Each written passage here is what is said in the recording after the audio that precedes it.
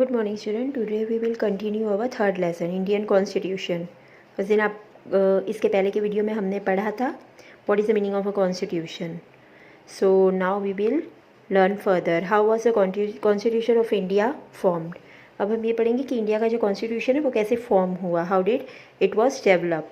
The Constitution of India is the statement of a national goals and aims such as democracy, socialism, secularism, national unity, and etc. The Constituent Assembly were established. It started working from 9th December 1946. Now the Constitution of India, India का जो constitution है वो क्या है, वो एक statement है national goals और एम्स का, ठीक है. और ये जो है वो किसके प्रतीक है, यानी कि कॉन्स्टिट्यूशन हमको क्या बताता है. जैसे कि हमारा इंडिया जो है वो डेमोक्रेसी कंट्री है, सोशलिज्म मीन्स सेवा भाव, secularism means equality and national unity यानी कि एकता के प्रतीक है. अब ये जो कॉन्स्टिट्यूशन की जो असेंबली है वो कब एस्टैब्लिश हुई थी, कब स्टार्ट किया था वर्क करना, तो 9 दिसंबर 1946 में. The constituent assembly was formed of a prominent and distinguished scholars and leaders. Their political vision and the foresight was incorporated in the constitution. Leaders like Jawaharlal Nehru, Dr. Rajendra Prasad, Sardar Patel, Maulana Abdul Kalam Azad, Shama Prasad Mukherjee, Sardar Baldev Singh, etc. provided their guardians from the Anthony represented the Angola Indian community and H.P. Modi represented the Parsi community. The committee had a various constitution scholars like Alladi Krishnavanam Iyer, Dr. B.R. Ambedkar, K.M. Munshi and etc. ये जो constitution है, हमारा India का जो constitution है वो कब start हुआ था, 9 दिसंबर को. और उसमें गाइड करने के लिए यानी कि कॉन्स्टिट्यूशन को चलाने के लिए यहाँ पर आपको जितने नेम दिए गए हैं उनका पूरा कॉपरेट था, यानी कि उन्होंने उसमें कॉपरेट किया था, वो गाइड कर रहे थे. There were female members like Sarojini Naidu and Vijaya Lakshmi Pandit.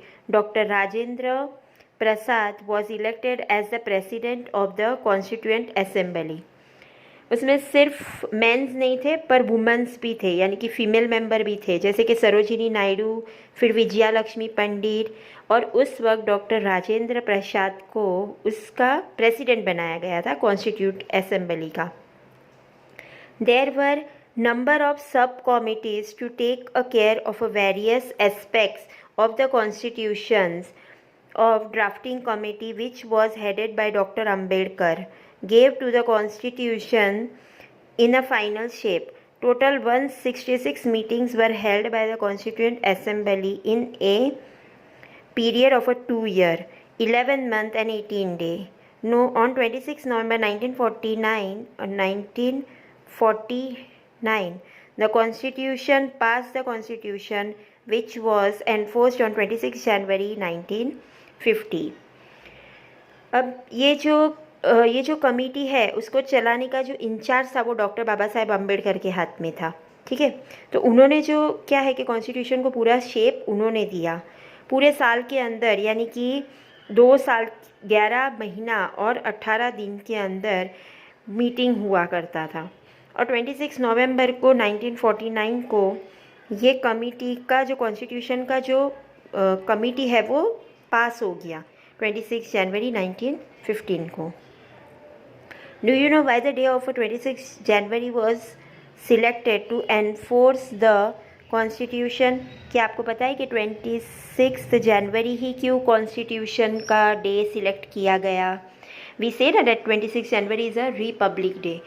Our India came to constitution force, यानी कि उस दिन हमारे देश रिपब्लिक हुआ. जैसे कि रिपब्लिक मीन्स के गवर्नमेंट हम खुद बनाएंगे, कुछ लॉ और रूल्स है वो हम फॉलो करेंगे, रूल्स रेगुलेशंस जो भी हो कॉन्स्टिट्यूशन के अंदर ऐसे पूरा ड्राफ्ट बनाया गया था जिसके अंदर क्या है कि सारे रूल्स रेगुलेशंस हमारे कंट्री के वो सब उसमें थे, कैसे लोग रिपब्लिक रह सकते हैं, कैसे फ्री रह सकते हैं, तो ये सारा जो था वो ड्राफ्ट के अंदर बताया गया था। इसके लिए 26 जनवरी को हम अपना रिपब्लिक डे भी बोलते हैं। Now we will continue